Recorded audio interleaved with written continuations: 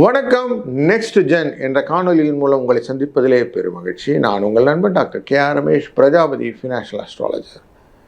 பங்குனி மாதம் என்கிற இந்த மாதத்திலே நார்மலாக சொல்லுவோம் பங்குனி காய்ச்சல் அப்படின்னு சொல்லுவோம். அந்த வெயிலும் இருக்கும். ஏன்னா சூரியன் உச்சத்துக்கு செல்லக்கூடிய காலகட்டம். அடுத்து மேஷராசிக்குள்ளே போகணும். அப்போ கோடை காலம் வந்துவிடும். அப்படிப்பட்ட நேரத்தில் பங்குனியிலே சனி பகவானும் சுக்கிர பகவானும் உச்சத்தில் இருக்கக்கூடிய காலங்களிலே மீன ராசியில் உட்கார்றார். தன்னுடைய 4வது இடத்திலே குரு பகவான் வைக்க, அவருடைய ஒரிஜினல் பிளேஸ் சிம்ம ராசிக்குள்ளார கேது இருக்க, சந்திர பகவான் அந்த காலபுருஷனின் 10ஆம் இடமான தொழில் ஸ்தான மகர ராசியிலே திருவோண நட்சத்திரத்தில் இருக்க, காலபுருஷனின் 11வது இடம் சூரியனின் 12ஆம் இடமான விரயஸ்தானம் என்கிற கும்ப ராசிக்குள்ளரே செவ்வாய், ராகு, புதன் இவர்கள் குருவினால் பார்க்கப்பட, இவர்கள் எல்லாரையும் வச்சுக்கிட்டு நம்ம எப்படி பலன் இருக்குன்னு பார்க்க போகிறோம் இந்த மாதத்துக்கு. அப்படியே இந்த மாதத்தில் பார்க்கும்போது யுகாதி பண்டிகை என்கிற தெலுங்கு வருடப்பிரபு 19ஆம் தேதி இருக்கிறது. அது மட்டுமல்ல, விசேஷமான சர்வ அமாவாசையும் 18ஆம் தேதி வருகிறது. சங்கடஹர சதுர்த்தியும் இருக்கிறது. ஐயப்பனுக்கு உகந்த பங்குனி உத்திரம் ஏப்ரல் 1ஆம் தேதி வருகிறது.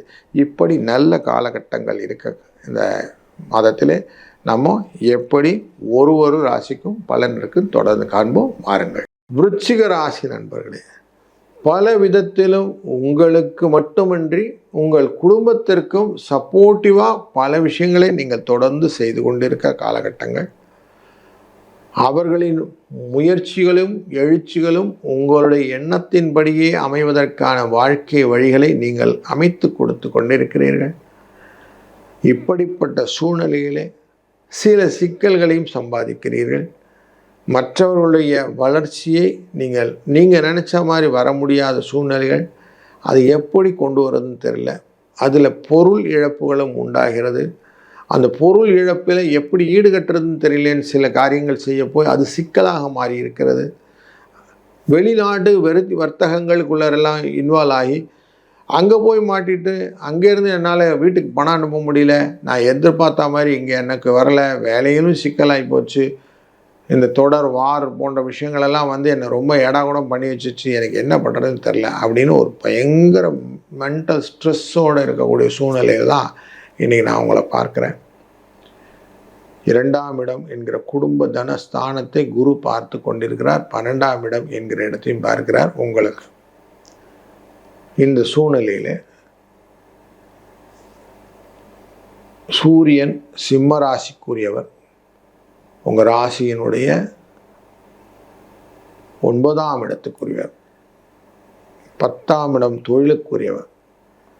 இந்த தொழிலுக்குரியவர் நேராக உங்களுடைய 5ஆம் இடம் என்கிற மீனராசியில் உட்கார்றார். தன்னுடைய பார்வையே இந்த லாபஸ்தானத்து மேலே வைக்கிறார். லாபஸ்தானம் என்கிற கன்னிராசி மேலே வைக்கிறார். தொழிலிலே லாபத்தை கொடுக்கக்கூடிய சூழ்நிலையை உங்களுடைய ஆசையாக மாற்றுகிறீர்கள் அப்படின்னு தெரியுது. அதில் என்ன ஆகுதுன்னா, ஆசை பெராசையாக மாறும்போது மனசில் நிறைய எப்படி நடந்துருச்சிங்களேன்னு ஒரு நிராசை அப்படின்னு சொல்லுவோம், விரக்தி அப்படின்னு சொல்லுவோம், அந்த எண்ணத்தை கொடுக்கும். இதுதான் உங்களுக்கு ஃபிக்ஸேஷன் இந்த மந்த். அதனால் பேராசை பெருநஷ்டங்கிற வார்த்தையை நல்லா மனசில் வச்சுக்கோங்க. நடக்கிறதுல கரெக்டாக நடக்கும் அப்படிங்கிற நம்பிக்கையோட உங்கள் கால்களை எடுத்து வையுங்கள். அதனால் முன்னேற்றங்கள் வருமே தவிர முயற்சி தோல்வி அடையாது. இந்த சென்ஸ், நீங்கள் பெரிய விஷயமா திங்க் பிக் அப்படின்னு சொல்லி எல்லா விஷயம் செஞ்சிங்கன்னா பிரச்சனையில் மாட்டுவீங்க. உங்களுக்கு வந்த வரை லாபம் அப்படின்னு இருக்கிறத வைத்து கொண்டு திருப்தி ஆகிறது என்ற தன்மையை மனதில் கொண்டு வந்தீர்களானால் பிரச்சனையும் இல்லை, ஆரோக்கிய குறைபாடும் இல்லாமல் போகும். அதுபோல் சனி பகவானும் 5ஆம் இடத்திலிருந்து அந்த லாபத்தை பார்க்கிறார். உங்களுடைய தனஸ்தானத்தையும் பார்க்குறார். 2-11 தொடர்பு அப்படின்னு சொல்லுவோம். அதனாலே உழைத்ததற்கான ஊதியத்தை டெஃபினட்டாக உங்களுக்கு கொடுத்துருவார். அதனால் தைரியமாக எந்த காரியம் செய்யணுன்னாலும் அழகாக நிதானித்து யோசித்து பிளான் பண்ணி செய்யும். இதுதான் சனி அண்டு சூரியன் காம்பினேஷன். இந்த 2 காம்பினேஷன் சேர்ந்துருச்சுன்னா பிளான் பண்ணுறதுல அழகாக எக்ஸிக்யூட் பண்ணிங்கன்னு வச்சுக்கோங்க, சூப்பர் ஆகிடும். வெளிநாட்டு வர்த்தக தொடர்பு 7, 12 தொடர்புக்குறவன் 5க்கு இருக்கிறார் சுக்கிர பகவானும்.